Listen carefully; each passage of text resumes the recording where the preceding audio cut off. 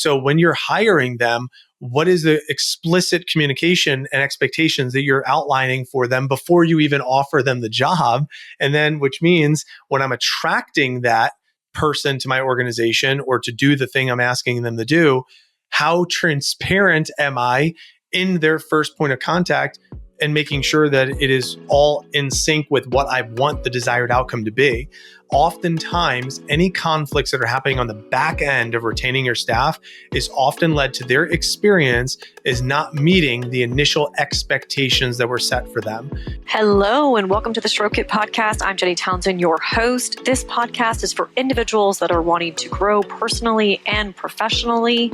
The podcast is going to offer mindset shifts, personal experiences from myself and guest. We're also going to provide some great resources, tools, and direction for navigating life. The goal is to inspire you and encourage you to take ownership of your life and begin living it completely fully today. Let's get to stroking it. Hello and welcome to the Stroke It podcast. I'm Alday Townsend, your host. Today I am here with Mike Abramowitz. I knew I was going to butcher that. He'll correct me when I welcome him fully in. So he is a father, a husband. He runs a multi-million-dollar company. He's all about assisting people with scaling. He also has a podcast. It's known as the Better Than Richt show, which I will be on in the future. Today, we're going to be talking about how to stroke yourself, your spouse, your employee. We're going to give you lots of great tips, tools, and we're really going to encourage all of those homeowners and CHOs. So Mike, thank you so much for joining me. Thanks for having me. I appreciate it, Jenny. All right, pronounce your last name correctly because I did butcher that and I do apologize. Mike Abramowitz. Okay, awesome. So we recently met. We are both part of a mastermind class with a guy named Dustin. And so with us both having podcasts, that's what brought us together. And I'm really excited for Mike to share his knowledge with our listeners today. Mike, before we get into it, definitely share with our listeners what season of life you're in, where do you live, are you a father, are you married, all those great things. Sure. Well, again, thanks for having me, and I appreciate you taking the time to listen. I am a husband and father. I have a son who's 3 years old, and our daughter was just born in December, so she's a little baby infant now. Right now, as we're recording this on Valentine's Day. And we just relocated to St. Augustine, and the reason why is because we were in Tampa for quite some time, about 20 years, but the short of the story, and we could get into the details, is our home kind of turned into a hospital because our son was born premature. And after he got home from the hospital, being there for 8.5 months, we kind of had to become medical parents unknowingly to this season of life. I'm 38, my wife is 40. And after through a whole IVF journey to get to where we finally had our son, had to really turn our home into a hospital. And then when he got off the ventilator, got his trach out, just became just a thriving toddler, we said, it would be really good to have a change. So my wife's mom is in Jacksonville. It's about an hour north of us where we are. So we just started looking for homes nearby, and we found a great spot that we really love. And that's what caused the relocation. So that's kind of the chapter of life where we are right now. And obviously, there's lots to unpack with what has led to where we are at this chapter of life that we could go into. But that's the short version of the long version. I love it. Well, congratulations on having 2 beautiful children and healthy as well. I've got several friends that have done IVF, and it is quite a process, quite a journey, and a hard one as well. And you work so hard to have a baby, and sometimes that is harmful to your marriage as well because of that becomes such the focus. And then anyways, so congratulations for making through that and having the 2 children. That's awesome. I'm super excited for you to kind of unpack that with some of our listeners, because I'm sure many of them are entrepreneurs and they're business owners and women. So I'm sure that they'll be able to relate to you. And under that umbrella, it was male factor. So for those women that are listening, makes it even that much more unique and challenging for those CHOs.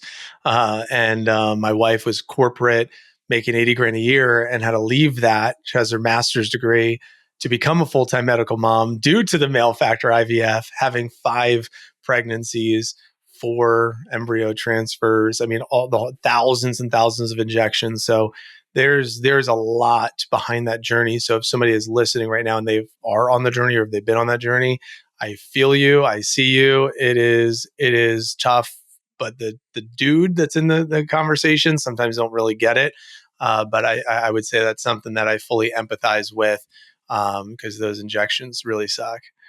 Yeah. Well, even just like the medical aspect of it as well. My best friend, her son was born with the liver functioning at a low rate as well. So same thing. She had to quit her job. She's an attorney, full-time mom. Her husband luckily was in medical sales and made pretty good living to where they could do all the care and bring in all the help as well. So I know we're going to dive more into that.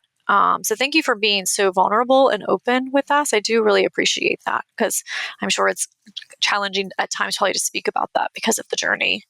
Okay, so let's get into love languages because I know that that's super, super important, especially with the things that you've been through. Identifying what your love language is and your wife's probably has helped you guys maintain a really solid foundation and a great marriage. So let's start with you first. So, what is your love language? So my love language is a very, very high words of affirmation. And then second is physical touch. So if you say you love me and then give me a hug, we're going to be besties, just saying. So That's awesome. And do you feel like your love languages has always been words of affirmation? I think so. I think I thrived, even growing up. I mean, someone says I'm doing a good job, it really helped me. But also, if someone said I was, I was overweight as a kid, so if they said you're fat and you are like ugly or something, that kind of hit me hard too. So I think that was pretty anchored in early in life too. Got it. And at what point did you learn about the love languages? Probably 20 years ago. I mean, I was in direct sales, so I had a mentor of mine that taught us a lot of the core values index and love languages and LIFO and a lot of these Myers Briggs, all of these different like learn thyself in order to lead others. So the love languages was one I studied a lot and taught a lot. So I love that that's something that you bring to your audience. So we could jam on this. Yeah. Yeah, I love the languages, love languages. I didn't actually know about it until my husband and I were on the verge of getting a divorce, and he bought me the book. And I was like, why didn't someone buy this for me for our wedding? And you just picked that up again, right? I did. What's actually funny is I read it in an airport, in the bookstore. Like I was in between flights. I was like, let me just, I just posted up. It's a really easy read. And I read it, I was like in between flights. And then I was like, this is really good content. And I did the quiz and all that stuff. And then recently, like I'm talking like within the last week, I saw it at a used bookstore.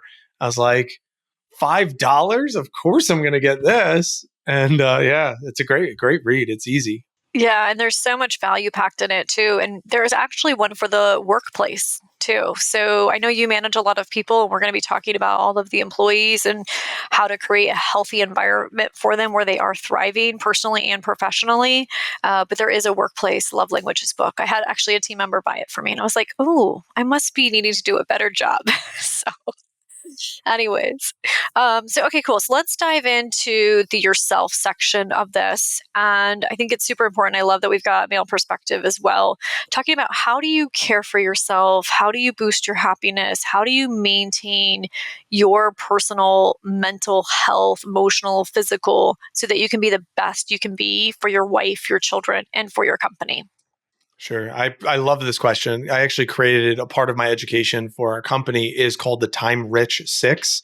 And number one of the Time Rich Six is what I'm going to talk about, which is boundaries. And for me, if I don't take care of myself, there's no way I could help take care of my wife, our kids, our clients, the hundreds of students in our program. There's no way. So I created boundaries in my schedule in I don't know exactly when, but a few years ago, where Monday is a personal day for Mike.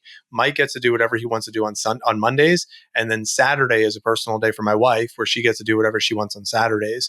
I have evenings. I finish all my calls are from 9 to 4, Tuesday, Wednesday, Thursday, 9 to 3 on Friday, so I can unpack the week before I go to the family. Evenings are open for the family, and Sunday is family day, and the mornings are for Mike. So I have the mornings to kind of drop into my day. Evenings to kind of drop in with my family, Mondays to work on like strategy or just whatever Mike needs, quality time with the kids on Saturday, and then family time with all of us on Sunday. And that's kind of been a routine for us. But by me creating these boundaries, that's not a perfect score. Like doctor's appointments come up and, vacations and whatnot, but that is our staple. And from that place, then it's reading, journaling, breath work. I have a lot of coaches. I have a somatic breath coach I hired, Michael Gay. Shout out to him. He's fantastic. So I work with him weekly. I have my health coach. I have my business coach. So those working. I'm in a group called Front Row Dads. So a lot of my community members, we have conversations. So a lot of that is kind of packed in, and gym time, workout, right? Feeding my mind, feeding my body. All of that is structured, enrolled into like freedom with boundaries. So I'm able to create boundaries around priorities, and that's one of those priorities that really has been a game changer for me, because in the past it wasn't that way. During my 20s, it was grind season. So Jenny, grind season. I mean, I was hustling and working, answering phone calls nonstop, responding to text and email nonstop, social media distraction nonstop. I mean, it was real, but there was no way that I could be a family man with a business and not a businessman with a family if I didn't create some boundaries in my life. So that's why it's the first pillar of our Time Rich 6, boundaries. I love that. I think it's super, super important. I actually have a block schedule that I follow too, and I make sure I go and do me first every single morning, whether it's working out, meditation, yoga, playing tennis, and all that good stuff, before I start serving others. I feel like it creates a positive mindset, self-awareness, positivity, and all those great things. So I'm glad that you're doing that and sharing that with your team members and everybody that you work with. So when you're talking about the breath work, I just was introduced to breath work. I went to like a cold plunge place, and they have you do 20 minutes of breath work. And I started doing that at nighttime before I went to bed. And I was like, oh my God, I'm sleeping better. So can we kind of dive into that? Because I think some people may have heard of it, but they don't understand the benefits or how to actually do it. So can you talk a little bit about that? Sure. So somatic, meaning the body. So my somatic breath coach that I hired, we get into my body. So the breath is an easy way to get into the body. And there's different breathing patterns that we'll walk through. And I'll introduce one that's real simple, is an in through the mouth. And then at the top, take a few extra sips of air, and then a couple extra sips, more sips, sip, sip, sip, and then just hold at the top. Sometimes the head gets a little light. Hold at the top, swallow, push it down a little bit. And then on the exhale, it's an exhale through, breathing like a coffee straw. Very slow. Could you drag it out for like 10 seconds? Slow. Do that 3 times. Man, it's a beautiful little reset of just getting into the body. That's just like one example. Then there's like a box breath. So a box breath would be in for 4, hold for 4, exhale for 4, and then repeat. So it's just like a box that on a 4 count, it's an easy way to do it. You could do it on a 10 count, whatever your body allows. But this breath getting into the body, it creates a level of clarity. It puts the mind at ease. It allows the flight or fight, the amygdala, to kind of put a rest on that. It could activate your lymphatic system, especially if you pair it with some cold therapy, like you mentioned, just to kind of the lymphatic system, push the waste through the body. There's tremendous benefits. Also an increase of energy. What's really cool is there's a study there's a book called Breath, which is a really interesting book by James Nestor, and really cool resource. He talks about that the average person actually holds 10 pounds, Jenny, 10 pounds of carbon dioxide in their body. So just by doing breath work, and the release of that carbon dioxide is up to 10 pounds in the human body that we're holding on to, just by releasing some of that. So that's my little soapbox rant on breath work. I could go in a lot of different directions there, but I love it. I thank you for sharing that. I'm thinking like some of our listeners right now are doing some of that breath work while they're listening to us, which is great because they're going to maybe take in more of the information that we're giving them. So going back to your first pillar, which is the boundaries, can you give us some insight on how to structure that, or what's the first thing that they should develop? Is it the schedule, or is it a conversation with their spouse or the people in their life so they understand what they're needing and why? The number one is the priorities. I need to know what my priorities are. So I'm building boundaries around priorities. Think about it like a game. What is considered out of bounds? You got to figure out what is out of bounds? Well, that means I need to know what is the game that I'm playing. So what is the game that I'm playing? Meaning, what are my priorities? What are my focuses? What are the outcomes that I want to create for my life? And that is where people will say family first, but they're like scrolling through social media while they're at the dinner table, as an example, right? So it's like we say our priorities are one thing, but then we're living out of integrity with that. So we really need to really get dialed in. What are those priorities that we are building those boundaries to support? So that when I said my boundaries, I built it in a way where I could have evenings, intentional evenings, and I could have an intentional day. My wife could have an intentional day, fill her cup. I have an intentional day, fill my cup, so I could be as present as possible for those the people, places, things, and activities in my life that are those priorities. My business is not my priority. My business is a vehicle to allow me to live out my priorities. So it's really important for us to know what are those priorities that we're building boundaries to protect. And lean into them and understanding the why behind those priorities as well. What you're saying kind of reminds me. So Matt Drink On, do you know who he is? I think he's in Front Row Dads too. Matt is Front Row Dads. He's a client of ours. He's a friend. He's a friend of ours. He's fantastic. I've been on his podcast. He's been on ours. He's such a great human being. Eternal optimist. Oh, for sure. Yeah, he was amazing. He was on the podcast as well. And one of the things that he said that he focuses on is the one thing. And he read the book, I listened to the podcast, and I bought those cards. And my husband and I worked on those together to really figure out what's our priorities. And it's not the business. There's so many other things that we really want to lean into and create the boundaries to create.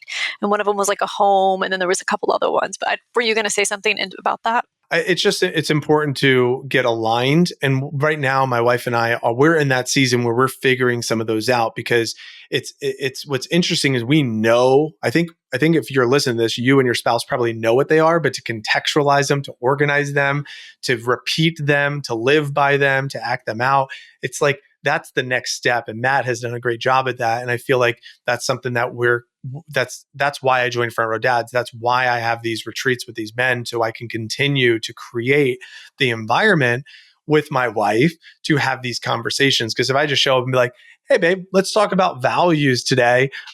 Here's a deck of cards. Let's figure out which ones we're closest to. She's gonna be like, I've been breastfeeding all day. I haven't slept in days. I've been cleaning up vomit and changing diapers. And then our toddler's over here screaming and throwing his tantrums. And you want me to sit here and look at these damn cards? Are you out of your effing mind? And I'm going to say, what? Do you not care about this family? Right? Like, so there is a timing, there's a place, there's chapters and seasons. So I'm taking my time with installing some of these values, but there is a level of intentionality to it for sure. I love it. Okay, so you said boundaries was the first pillar, I think is how you referred to them. And you said there's 6 of them? Yeah, the time-rich 6. So the time-rich 6 is, number 1 is boundaries. I'll just go through them without context and we could go wherever it makes sense. But number 2 is communication guidelines. So it's how do we want people to communicate with us within those boundaries? Number 3 is systems. What are all the if-thens, specifically for business owners, but it can be anyone. And then from there, what are the playbooks? So like the SOPs, the processes, the resources. Then from there is the team. Who are the who's that I need to enroll to help install those playbooks into the system? So that's the team. And then the tech are what are the tools that those who's are going to use in order for them to be able to do their job as efficiently as possible, to be able to have an effective user experience for everyone involved. So that's the time-rich 6: boundaries, communication guidelines, systems, playbooks, team, tech. I love it. So did you develop this after something happened? Like, how did you get here? Because you're telling me you were grinding in your 20s, you were working all the time. Now you have life somewhat figured out, where you've got structural, you have all these systems in place, you have work-life balance, you've got a great company with a great team. How did you go from like overworking to having it all having it figured out? I love that question, Jenny. I'm so glad you asked, because it was a train wreck. So if I can help other people learn from some of my my mishaps and missteps, that would be great. So I'm going to do, if it's okay, I'm going to do story time with Mike for just a moment. Let me give context so that way it makes sense. So I left home from New Jersey. My dad owned a plumbing business. I'm the youngest of 8. And I saw him grind his whole life in a plumbing business. He still is 83 years old and he still works 6 days a week, every single week. So that's what I thought I was supposed to do because that's what I witnessed. So when I left for college, got my engineering degree from the University of South Florida, paid my way through school selling Cutco. I advanced into management with Cutco Cutlery, the kitchen eyes, and vector marketing. And then I was training students on how to do what I did, how to pay my way through school.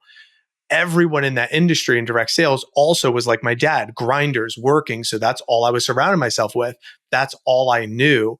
But then I was dating someone at the time. Our relationship ended. 7-year relationship ended because I was more focused on the business than her.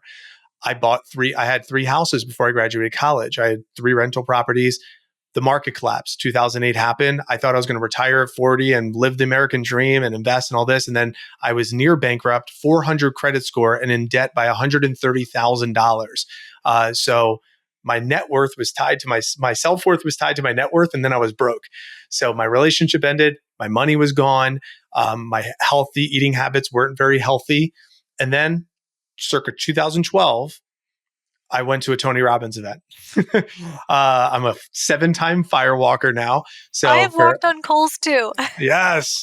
So 7-time firewalker. I've crewed with Tony, went to LA, been to Miami, been to New Jersey.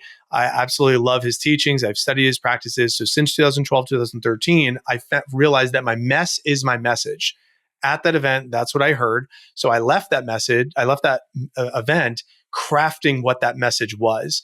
And that's where I spent the next year speaking to the schools in Pinellas County, Florida. I spent over 300 hours that year just speaking to students to craft my message.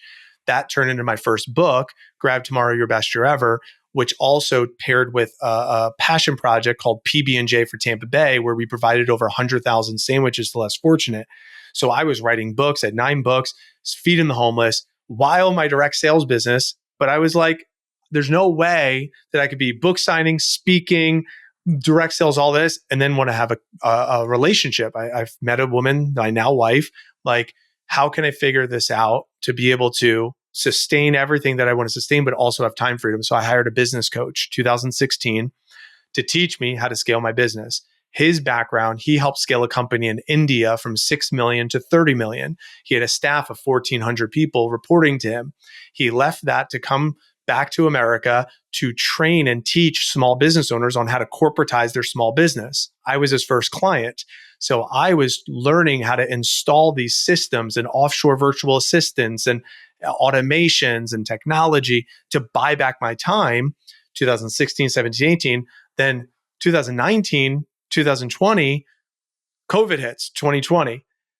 And I was all building all these systems in my business so I can be a dad that works from home so I could be more present with my family. And then it was like, boom, let's all systems go. And my wife and I, we took an 18-day road trip. We got married 2017. We took an 18-day road trip while performing $100,000 sales weeks. We provided over 1,000 jobs in 2020. I mean, we absolutely crushed it.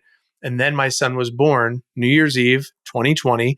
And then we were in the hospital with him for 8.5 months, so 254 days. So at that moment, my business was running without me for those 8.5 months and still produced over $250,000 in revenue and 6 figures in profits without me there. I left the hospital September 10th, 2021, called my coach, and I said, there's no way that I would be able to be in the position I'm in if I didn't have those systems to run my business. Do you think we could partner up and teach other people how to do this? Is there a market for business owners to teach them how to do this on scale? He said, let's find out. So my business coach became my now business partner, Andrew Biggs, and we built our company. Now it's called Better Than Richt. We built our company to now help hundreds of other business owners to get time freedom from their business by installing an offshore virtual assistant team, leveraging AI, team and tech and systems. So that way they can get time freedom, hence the Time Rich 6. So that's why I say it's story time with Mike, because the context kind of is really important.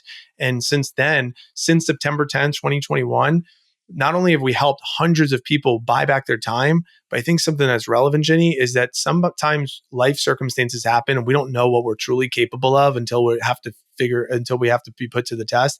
I only called my coach and I said, I need to replace my wife's $80,000 a year income. And I don't know how the hell I'm going to do that while doing what I was already doing. And that was the birthplace. Over $1 million in revenue has been created since September 10th of 2021 from a place of absolute uncertainty of how was I going to be able to do that. Now, though it's not all in my pocket, but just in general, to add that much value to the marketplace because I was asking the questions versus what I could have done, which is, why did this happen to me? Oh, poor me. Like, so that's why it's so important to have those boundaries for self and be able to feed yourself in order to survive and thrive amongst life circumstances. So, all right, I'll kick it back to you.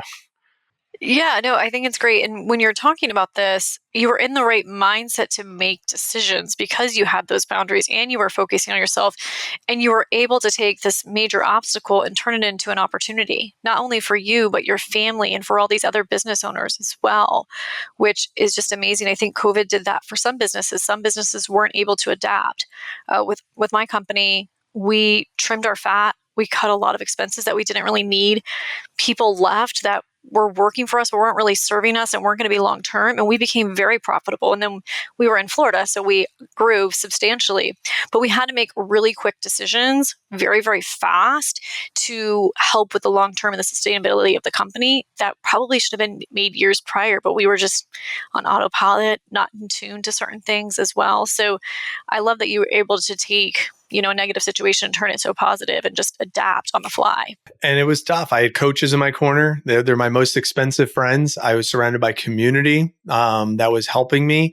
And I was feeding my mind with minimum viable product. What was I feeding my mind with? 60,000 steps. That was my game. How can I make sure I'm doing 60,000 steps?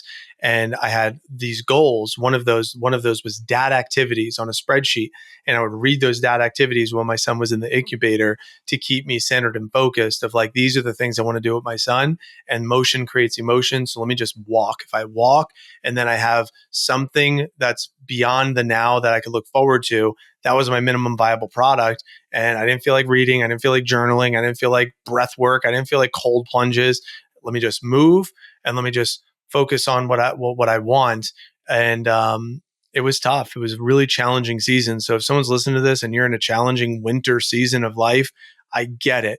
A minimum viable product with the least amount of consequence is really critical because spring always follows winter. Spring always follows winter. And as soon as winter ended, boom, I'm planting seeds in spring, which is what we ended up doing. And we started this business. And now I feel like I'm more in a fall season. I'm reaping the rewards of those seeds that were planted and the summer of grind and work to really water those seeds. And now we're in a fall season of reaping the rewards of that as we reevaluate and figure out what are the next seeds that we want to plant. And then just in case a winter comes up, I could be prepared to, again, navigate that unpredictable season if I need to. Right. And I love that you hired coaches and you brought people in to help you as well. I just started recently hiring coaches in the past few years. And one of the hiccups was the cost of them. As you said, a lot of your expensive friends, right? So that was a major barrier for me. And then once I started investing in them, my company started soaring, I started making money, and then it was like, oh, a no-brainer. So anyone that's listening right now that maybe is hesitant about bringing on a coach or a mentor, can you speak to them about the importance and how that will impact them? My rule of thumb has been, even when I was broke as broke, 5 to 10% of my annual earnings would be invested into personal growth. So at some stages, I was not making much. So it was like personal growth was buying books for free at the library that I was renting, right? I was renting the free books from library. So wherever you're at, it's important to kind of just making sure that we're still living by that rule of thumb that 5 to 10% of our annual earnings really should be reinvested into personal growth and self-development. From that lens, I think that's if that's the boundary, if that's the rule, then I would say hire someone that can meet you where you're at, that has already done what you are looking to do, right? So the best type of coach, in my opinion, is someone who's done what I want to get done within the last 5 to 10 years. Like I wouldn't hire Tony Robbins, and I can't afford Tony Robbins. He charges $1 million for the year, and you get one call, and there's a wait list of 26 years. It's like wild. So he's just so far ahead. But my coach is probably like 3 to 5 years ahead of me. He's done what I'm doing right now 3 to 5 years ago, and he already has proven results. Great. That's who I want to work with because it's still relevant to him. It's still top of mind for him for business. My somatic coach, he's an expert at it. It also is something that falls into where he can meet me where I'm at. So to answer the actual question, though, is the importance of it. any time we are stuck, it's often because we're stuck in our own mind. So we need to get perspective. And the perspective, we can't solve problems as the same person we were that created those problems. That's assuming there's problems in our life. So we need that perspective. That's why a book or a podcast or a coach can offer some perspective that you as the human is not quite seeing, because there's some sort of block there. So we got to peel back the layers of the mask or the facade. We also got to peel back the layers of the blind spot, and making sure that somebody else can kind of poke holes in that we're not currently seeing. And that's the benefit of a coach. That's the benefit of reading books and podcasts. Yeah, I love that. I had a young lady on my podcast a couple weeks ago, and she uses a program or a resource called Udemy. And she said YouTube. She's like, I became really skilled in an industry by utilizing resources and just buying platforms or coaching programs from YouTube and Udemy. I used Score, which is a mentor program, which is completely free for actually starting my company. They had lots of skill sets. I met with them weekly, and it's completely free. And it takes basically from idea to creation to actually opening doors. So that's another really great resource. So, okay, so I want to slide into the spouse section of this as well. We were talking earlier before we started hitting record, and we were talking about your wife's love languages being acts of service. So let's dive into your relationship and how you take care of your wife, how she knows she's valued, how she knows she's loved by you, and what makes you an awesome rock star dad. Okay, so here's the deal. I am going to give myself a lot of praise for how intentional I am, but she's not here right now to listen to this. So it's going to sound like I'm great, but of course, it's all about how it's received. So I'm assuming it's received well, but ultimately, once I understood that her love language is acts of service backed by words of affirmation, it definitely created a shift in dynamic in our relationship, because I would buy her gifts and she's like, cool. Like, it was pointless, like jewelry or any of that stuff. It wasn't really helpful. This morning, Valentine's Day, I wasn't giving her a gift. I picked her up breakfast and a coffee, right? So that's what I got her for Valentine's Day. And one of my mottos that I joke with her, but I truly believe, is I don't buy into the Hallmark holidays. Like, I'm not just going to wait around for a Hallmark to say, this is when I'm supposed to value you. I'll value you whenever I deem so. So there are certain things I try to think on her behalf. So we moved into our new home. She's like, oh, I got to organize the bathroom. I found a home organizer, hired the home organizer to come in and organize her bathroom for her. She said, we need to get all these TVs hung up, and she wants me to do it. I'm like, all right, well, I could pay someone $40 a TV. My dollar per hour wage is a lot higher than $45 a TV. So therefore, I'm going to hire someone. I'm going to buy back my time and have someone install TVs, right? Lawn care. I interviewed 15 different nannies on care.com to find the one that I like. So that way she could have a little bit of freedom, because she's on the phone constantly saving us money while I'm on the phone constantly making us money. That's our partnership. Insurance companies, Medicaid, doctor's appointments, therapies. My son, at one point, he had 15 therapy or doctor's appointments in 1 month, just as a context there. So that's all she's constantly doing. But then with our infant, it's like, how the hell am I going to do this? So hired a nanny to support her there. These are just, again, examples. I went to a networking event and I heard someone there says, I detail cars. I was like, cool. Hired him, paid him $100 to come and do the interior of her car, because I heard my wife say, I feel like I got to vacuum the car. I'm like, well, I don't want my freaking wife with 2 kids to vacuum the car. I'm going to pay this other guy $100 to vacuum the car. Like, these are just all like examples within the recent future of how I can try to create an environment where intimacy could live. Because I understand her lens of where she's at right now. And I don't give myself a perfect score on every other part of life, but this specifically is in my control. How can I make sure I create an environment where intimacy could live, meeting her where she's at, knowing that love language is acts of service? I folded the towels last night, but here's the kicker. I was folding the towels before in a way that she didn't like. And she would take my folded pile of towels and take them apart and refold them. And I was watching her one night, and my insecure little boy inside of me was like, you know what? I'm like, what the hell? Like, that is an insult to my ego. I didn't say anything. But last night I saw the pile of towels. I said, hey, I noticed that you fold the towels a little differently. Can you show me, like, how do you do it? And then she showed me and I did it. I said, so this is It's not that much different. She's like, yeah, it's a little bit different because the pattern is on the outside and it's stored a little bit easier. I'm like, all right, whatever. So I fold the towels that way. And she's like, nice, good job. Like that, like as an example. So it was ego. Oh, it was tough to not, go into that little boy energy. But those are as many examples I could think of off the top of my head. And what I hear is that you're listening to what her needs are and you're leaning into those and you're acknowledging where she's at and you're acknowledging how you can contribute to her being happier, her feeling valued, and her being less stressed and able to focus on really what she wants to do and be a mom. It's the goal. That's the goal. Even our bathing our infant, she was doing it every night, like 10:30 at night. And I'm like, hey, I could do this at 8:30. Would that be all right?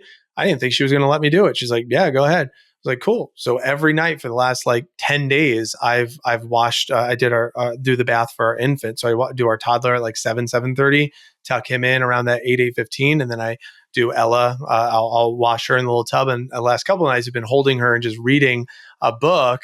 And she's just hearing my voice talking, and she's just hanging out with me while I'm reading my book out loud.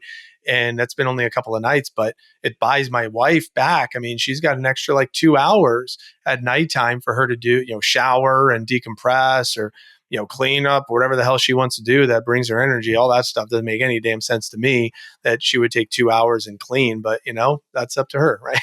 Right. So when I think of the CHOs, the chief household officers, I think it's amazing that you're doing all these things. And I feel like some men would probably do this a little bit more, but sometimes women or like household officer want to control all the aspects of the house and don't want to let other people help or don't want to let contractors or they don't want to pay people to do this. How do you guys navigate that? And what's her secret sauce for allowing you to do all these things? Oh no, she's the same way. She's like that. That's a waste of money. Don't do that. So I don't ask for permission. That's the thing. Is like in some cases, I'll just do on her behalf. So I think that's really important. And sometimes I fail. I'll tell you right now. I'll give you a couple of failures. I thought my wife would would like to get a time away from James, and so I flew her cousin in to hang out with her and go to a hotel. I booked a hotel. I gave her cash and I said, go have a good weekend with your cousin. It turns out that the cousin is like an alcoholic and they actually don't really get along. And it was a giant pain in the neck. I said, all right, that maybe it was just the cousin. Let me do it with her friend. I did it again, a second time, flew her friend in. I said, I think my wife just needs some quality time with a friend. Got him a hotel, gave some cash. She said, she kept me up all night talking to me. I couldn't get any sleep. Fail number 2. You think I'd learn at this point, right, Jenny? Number 3, I did the same thing with her sister, brought her sister in, gave her a weekend at the hotel. 3 strikes, you're out. So then for her birthday last year, I gave her $1,000 and I said, I booked you a room at a hotel by yourself. Here's $1,000. Go do whatever the hell you want. All right.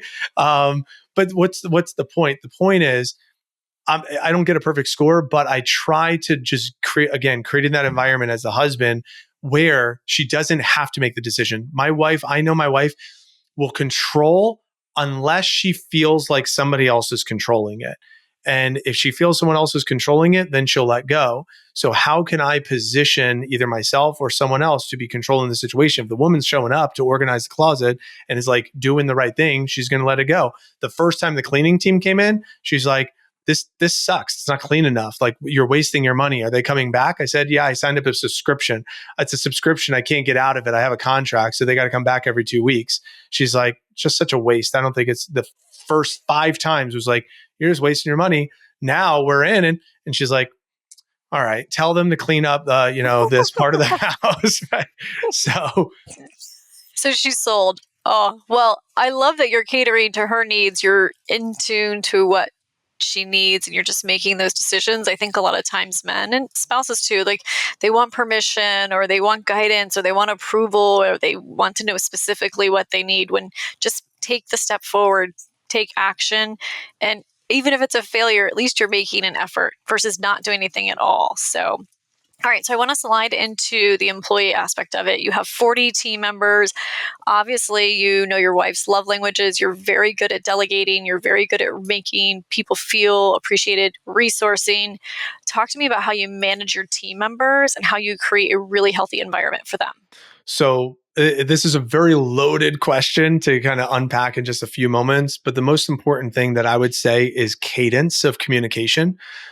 So making sure that the cadence of communication is consistent. There's some sort of predictability of how we communicate with that staff, and that communication, the lines of communication, and the expectations of what we're communicating to them is all determined during the onboarding process of when we brought them into our company. So that way their experience is meeting those expectations. And I think that's sometimes what individuals lose sight of. Even if you're a chief household officer and you're bringing someone in the house, when you onboard them into doing the thing, you still need to make sure that you're creating the proper expectations for them. So that way the experience can meet them. Too many times they're just supposed to know. And it's like, when you're able to control the environment where they're just supposed to know, no assumptions, make sure it's clearly, explicitly defined. This is what I expect of you. This is what a good, desirable outcome is. This is how frequent we're going to communicate. This is what we're going to get out of these different communications, these meetings that we're going to be running. I think that's the most overlooked piece, is the onboarding prior to the delivery of whatever it is that they're going to be doing. So again, lots that I could unpack. That's the third pillar, systems. And there's tons of content that we could go through there, but obviously different time and space for that. Yeah. Well, do you mind just listing what 3 of those pillars are? Because I'm thinking it's super important. As I'm just thinking about, I was just on a meeting with my studio manager earlier, and we have a couple team members on our leadership team, and there seems to be some issues. And it came down to just communicating and respecting the team members. So can you talk a little bit more into that? So there's 4 pillars of business in general: attract, convert, onboard, retain. So what we just said is onboarding, and then we also hit on retaining. So if you want to retain your staff to raise them in a healthy environment, you need to have some sort of meeting cadence and proper expectations, communication guidelines, all that. That means you need to onboard them in a way where what I just mentioned, which means we need to convert them. The convert is the hiring process. So when you're hiring them, what is the explicit communication and expectations that you're outlining for them before you even offer them the job? And then, which means when I'm attracting that person to my organization or to do the thing I'm asking them to do, how transparent am I in their first point of contact, and making sure that it is all in sync with what I want the desired outcome to be? Oftentimes, any conflicts that are happening on the back end of retaining your staff is often led to their experience is not meeting the initial expectations that were set for them. And it's just like training a dog. It's like the dog is walking on the grass, but you want it to walk on the sidewalk, and you let it walk on the grass constantly over and over and over again. You're like, wait a minute, actually, I want you to just not like over. Getting all fired up over here. Actually, no, I want you to walk on the grass. I want you to walk on the sidewalk. The puppy's going to look at you and just be like, you let me walk on the grass for the last 6 weeks. And now all of a sudden you say you want me on the sidewalk because you initially wanted me to walk on the sidewalk. Not going to work with me, homie. Like, that's how the puppy, you got to think about every staff member is like the puppy, and you're training them in each interaction. But it starts with, how are you courting them, converting them, onboarding them, and then retaining them inside of the environment that was already created in the first 3 parts of bringing them into their role. Right. Yeah, I feel like that's super important. Do you have a process for that, or is that what you train people on? That's part of our education side of our company. Yeah, like we have, so that's on the talent journey, and then it's the same thing on the client journey, where it's like attracting clients, targeting them the right way, and then the sales process, converting them into clients, and then onboarding those clients with the expectations that on how it's going to be like working with us, and then retaining clients to make sure you're getting the most of the lifetime value, to have like your ascension offers, continuation offers, and making sure you're over delivering for them. So same thing on the 2 different sides of a business, which is talent and client.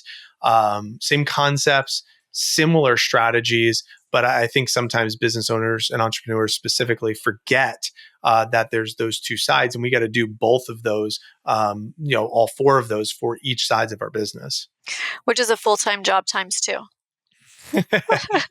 And that's why Dan Sullivan's Who Not How is so important, by having those who's, as you know, with a team and a staff, and putting the right people in the right seats on the bus. And it is a process, but Buy Back Your Time is a great playbook. I've built a lot of things off of that. And that's why we got to get the bottom 20% of those tasks offloaded as fast as possible, specifically administrative. Get those offloaded, buy back a couple extra hours there. Then like some marketing and fulfillment, those two, boom, boom, buy back another few hours there, get that offloaded. And then sales and leadership is probably the last two to go, because you as the owner are probably going to want to, make sure you're owning those, because those are the revenue generating activities. Right. So when you mention leadership, could you give our listeners some tips on how to create opportunities for your leaders? How do you retain them as far as like making sure they're appreciated, they're valued? Do you have some tips that you do with your current team of 40 people where it basically leads to happier, loyal, and productive team members? Sure. The first word that immediately shows up is autonomy. See, if I ask someone to do something, but then they feel as if I'm also doing it, or I'm going to get it done, or I'm going to step in, or something like that, what message does it send to them? More than likely, the message is that you don't trust me, you don't think I'm capable, something along those lines. So a lot of times leaders will try to delegate something, but they still have their hand in the cookie jar. So instead, I would much rather delegate it, offload it, say, I trust you, report back to me, show me what you have created, and then we can discuss, and then we can go from there. But if I offload it and I'm delegating, and if I'm empowering a staff member to get something done, it is very tough to let go of that control, because they're not going to do it as good as me. But Dan Martell says in his book, 80% done by someone else is 100% awesome. So if they can do it 80% as good, then I can kind of correct it. Even if they got 50% of the way there, and then I could correct it, I'm going to train them in a healthy way. But autonomy is really critical for an expert level person. Now, if I'm delegating to a follower or a doer, that's a different type of delegation, because now I get to teach it to them in a way where it's predictable, it's systematic, it's simple. So they're reliant on me to give them that extra coaching. But if it's an expert and they're supposed to already have autonomy over the thing, I want to let them run with it and show that I trust them. If they come to me and say, hey, Mike, what do you think I should do? How do you think I should handle this? They say, if I answer that question, then I'm doing your job for you. I have no problem answering the question. I know how I would handle it, but I'd rather you tell me how you would handle it, and then I can go from there. But I trust you. I put you in the position you're in to handle that thing. I don't want to handle that thing. That's why I hired you. Are you sure you need my help, or do you think you can figure it out on your own? I want to empower them. Yeah, to that exact point. So when I was running my company, I was working 60 something hours a week, and I had to leave. I had to step out to focus on my personal life and my marriage and everything. And I had hired a guy, and I didn't know what the heck he was going to do when I hired him. I just was like, sure, you have some skill sets that I can utilize. We'll figure it out. And then 1 month later, I had to peace out. But he took my business and took it from old school to new school, and then like from red to black. And he basically just took complete ownership. And it did amazing things with my company. If I would have been working alongside of him, that wouldn't have happened, because I would have been so involved in those decisions, and he wouldn't have felt like he had full ownership to do whatever he needed to do to get the job done. And I'm so grateful that I had to step out of my company, because it just completely transformed as well. And things were able to be delegated. People felt like they had the confidence to do it without having judgment or me doing it for them. So I love that you shared that. So, well, I feel like I could talk to you forever, and I feel like we could just talk shop and business. So the book you keep referencing behind you is Buy Back Your Time. And are there any other books that you would suggest for our listeners? So knowing the audience, if I'm, again, it's important. I think Buy Back Your Time is a great one by Dan Martell. I know we mentioned a little bit about priorities, so I really like Atomic Habits. Atomic Habits is a really good one, simple one by James Clear. If you need help kind of figuring out what some of those priorities are, I think that's a great one. If you're in business, Who Not How is a great one that I mentioned by Dan Sullivan. Really simple, easy read. That's helpful. You already mentioned The One Thing, which is up here right here by Gary Keller. I love that one if you want to figure out your what is the priority as well. And one that we didn't really hit on too much, but I think is relevant for anybody, is I love Simon Sinek's book called Start with Why, because that can kind of help you when you're building your business. Start with the why, how type of frame versus the how, why type of frame. So there's some really great content in that book too. So I'm an avid reader, so I don't want to overwhelm with too many books, but There's some really great ones out there. That's amazing. Thank you so much, Mike. Okay, before we leave, can you give us one takeaway based on everything that you said today, or maybe you didn't get a chance to say anything? If there was something that our listeners could implement in their life that would create change, growth, or boundaries, what would it be? I would say know what your time is worth and making sure that it is in your genius. Everything that brings you energy that's within your time, whatever's in your time that's worth, gives you energy and is in your genius. That's what you do, and delegate and offload everything else.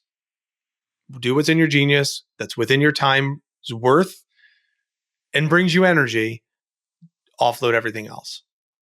I love it. Delegation for sure. I've been working on that with one of my operations director. I'm like, she's like, but I can do this. I go, but you don't need to do that. We have a team of people. Offload that and create that time to work on the human connection with our team members. So, Mike, you've been amazing. So tell all of our listeners, how can they connect with you? Drop your podcast again and your books if you want to promote any of those. So the biggest thing that I would love to promote, and I appreciate the opportunity, Jenny, is I'm doing a 90-day delegation planning session right now because that's one of the things that's in my genius and bringing me a lot of energy. Is I'm sitting down with anybody who owns a business who wants me to help them with the delegation plan. We'll sit down. What are all those tasks that we could offload? I pair it with a 25-page time audit workbook to help you figure out what are some of those lower value tasks. How can we get them offloaded? That would be awesome. And then if it makes sense, we do have a service, which is a virtual assistant services that's powered by AI. And we could install our team into your business and we could handle all of that bottom 20% for you: video editing, inbox management, calendar management, graphic images, pretty much any social media work, lead gen, nurturing, voice work, appointment setting. But ultimately, I just want to help you create that plan. betterthanricht.com/90-day plan. That's 90-day plan. It'll go directly to my calendar. It's not going to be that way forever, but it is right now. betterthanricht.com/90-day plan. Eventually it'll be someone else on the team, but right now I'm loving doing these combos. So I would love to have that conversation with anyone who could use help with delegation. I better book my time with you. Please, I'm ready for it. I need you so much in my life, and so do all of my businesses as well. So thank you again, Mike, for joining. Thank you for your honesty and your vulnerability and sharing the personal stories. I really, really appreciate that. I know all of our listeners will be able to lean into that. Thank you all for listening today. If you loved this podcast, consider 5 people you could send this to that could benefit from hearing Mike's story as well. And if you're interested in giving us a review, I love 5-star reviews. Once again, thanks for tuning in to the Stroke It podcast. I wish you a beautiful day. And Mike, thank you again for joining me. Thanks for having me.